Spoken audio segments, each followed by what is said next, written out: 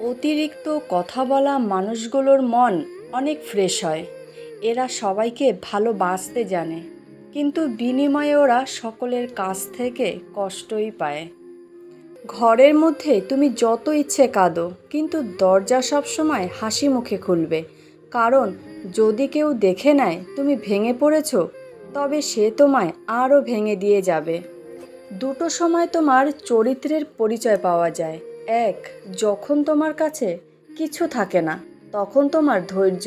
আর দুই, যখন তোমার কাছে সব কিছু থাকে, তখন তোমার ব্যবহার। মানুষ খারাপ কাজ করার সময় সামনে পেছনে ডানে বামে সব দিকে তাকাই, শুধু উপরের দিকটা ভুলে যাই। অপরাধ না করেও যখন অপরাধী হয়ে যাবে, তখন চুপ থাকাটাই সব থেকে ভালো। কারণ চিৎকার করে কখনো নিজেকে নির্দোষ প্রমাণ করা যায় না। কেউ যদি অভিমানে তোমার সাথে কথা না বলে, বুঝে নেবে সে তোমায় আড়ালে মিস করে। আর কেউ যদি না দেখে কাঁদে, বুঝে নেবে সে তোমায় ভীষণ ভালোবাসে।